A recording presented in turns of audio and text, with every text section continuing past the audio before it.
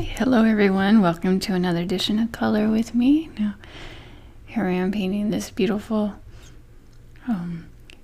piece from the coloring book of Romeo and Juliet, and I've been reading this. So this is the 5th section of that. I left off at 14% on this ebook version of it, and we were having a conversation between Lady Capulet, this is Juliet's mother, and Juliet's nurse, and we learned that Juliet is 14 years old, and they are talking about whether or not she is ready to get married soon.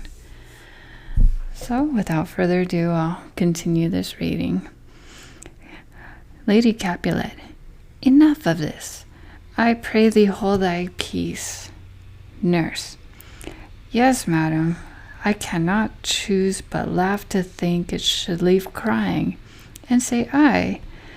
And yet, I warrant, it had upon its brow a bump as big as a young cockerel stone, a perilous knock, and it cried bitterly, Yea, doth my husband false upon thy face? Thou wilt fall backward when thou comest to age. Will thou not, Julie? It stinged, and say aye. Juliet, instant thou too, I pray thee, nurse, say I.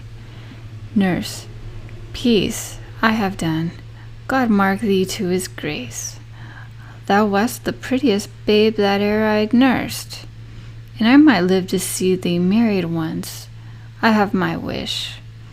Lady Capulet, marry, that marry is the very theme I came to talk of. Tell me, daughter Juliet, how stands your disposition to be married? Juliet, it is an honor that I dream not of. Nurse, an honor? Were not I thine only nurse, I would say thou hast sucked wisdom from thy teat. Lady Capulet, well, think of marriage now. Younger than you, here in Verona, ladies of esteem are made already mothers. By my count, I was your mother much upon these years, that you are now a maid. Thus, then, in brief, the valiant Paris seeks you for his love. Nurse, a man, young lady? Lady, such a man as all the world. Why, he's a man of wax. Lady Capulet, Verona's summer hath not such a flower. Nurse, nay, he's a flower in faith, a very flower. Lady Capulet, what say you? Can you love the gentleman? This night you shall behold him at our feast, and o'er the volume of young Paris' face, and fight delight writ here with beauty's pen. Examine every married lineament, and see how one another's lend content. In what obscured this fair volume lies, find written in the margin of his eyes, the peerless book of love. This unbound lover, to beautify him only lacks a cover. The fish lives in the sea, and 'tis much pride for fair without the fair within to hide. That book in many eyes doth stare the glory, that in gold claps locks in the golden story. So shall you share all that he doth possesses, by having him, making yourself no less. Nurse, no less? Nay, bigger. Women grow by men. Lady Capulet, speak briefly. Can you like of Paris love?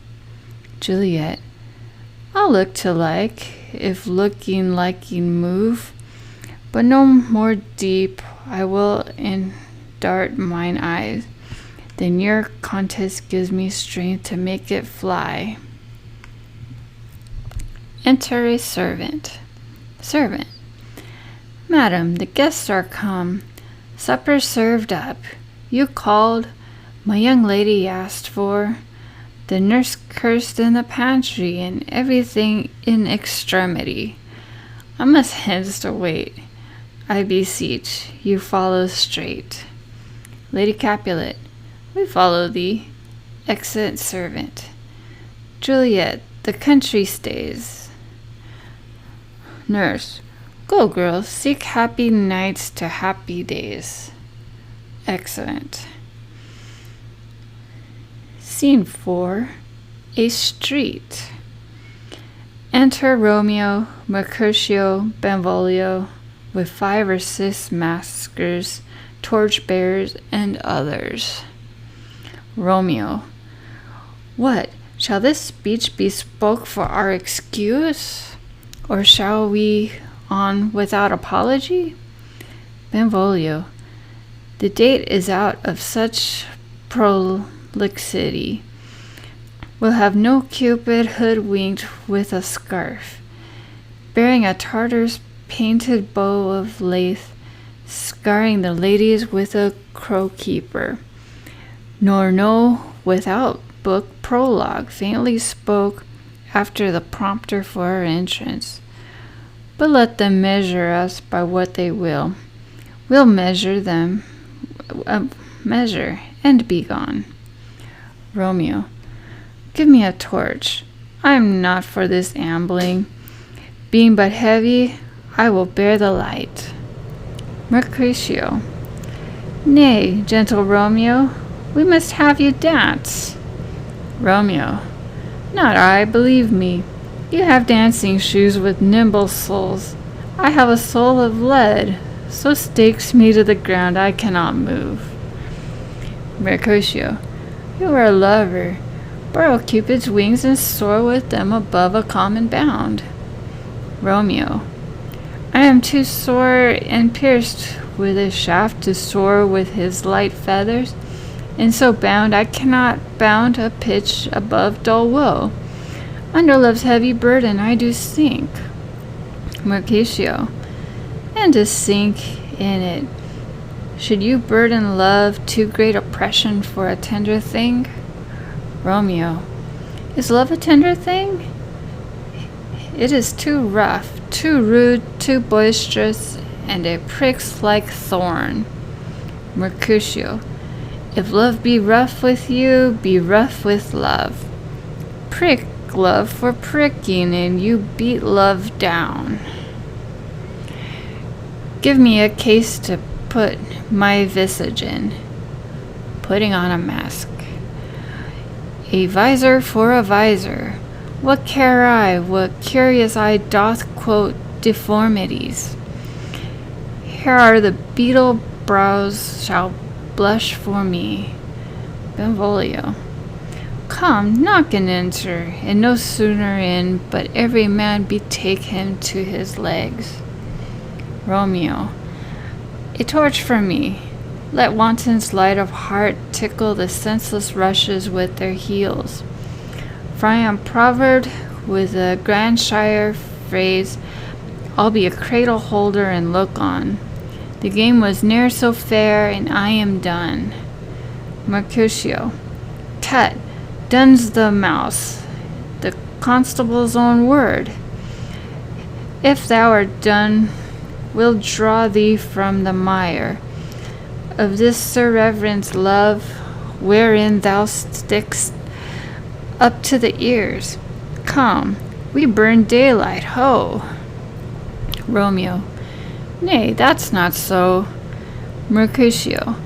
I mean, sir, in delay we waste our lights in vain, like lamps by day, take our good meaning for our judgment sit, 5 times in that air once in our 5 wits.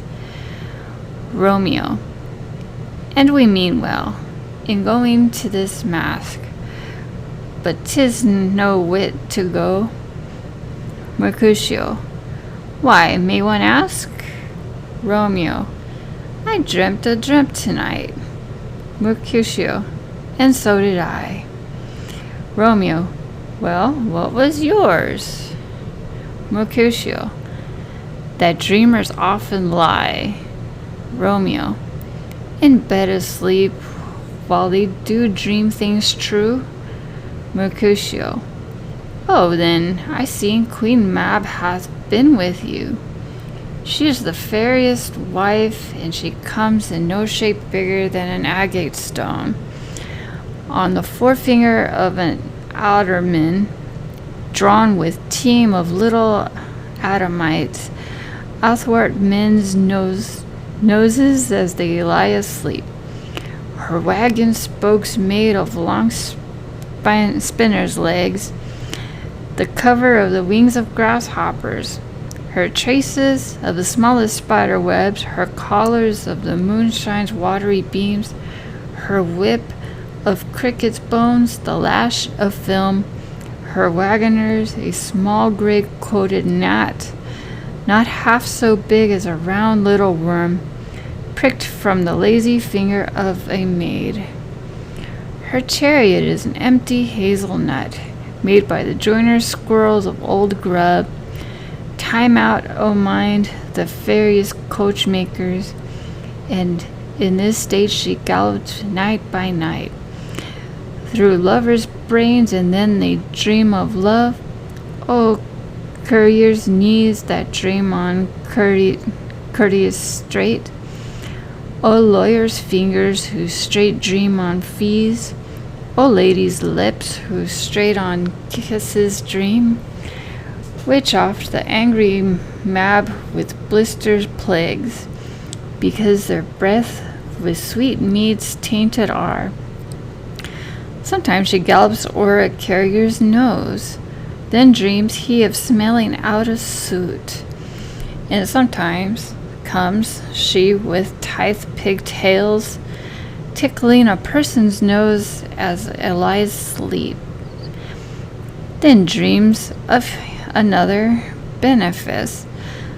Sometimes she driveth o'er a soldier's neck, and then dreams he of cutting foreign throats, of breaches, ambuscados, Spanish blades, of heaths 5 fathom deep, and then anon drums in his ears, at which he starts and wakes, and being thus frightened, swears and prays or two, and sleeps again. This is that very Mab that plaits the manes of horses in the night, and bakes the elf-like foul sluttish hairs, which once untangled much misfortune bodes. This is the hag, when maids lie on their backs, that presses them and learns them first to bear, making them women of good carriage. This is she. Romeo, peace, peace, Mercutio, peace. Thou talkest of nothing. Mercutio, true, I talk of dreams, which are the children of an idle brain, begot of nothing but vain fantasy, which is as thin of substance of the air, and much more inconsistent than the wind who woes now even the frozen bosom of the north, and being angered, puffs away from thence, turning his face to the dew-dropping south. Okay, well everyone, I will go ahead and stop right here. Now I'm 20% into this ebook, and this has been fun. So if you're enjoying this and will love me to continue, I will really appreciate some likes and subscribes, because it tells me that you're really enjoying this and it's worth the effort of doing this. Okay, so this will be the last minute of this painting coming up right here. So thank you very much for all your support. I really appreciate it. And make sure you check out all my other videos, and if you missed the first part, you could go on to part 1 of this. Okay, so everyone, keep coloring with me, and thank you. Bye.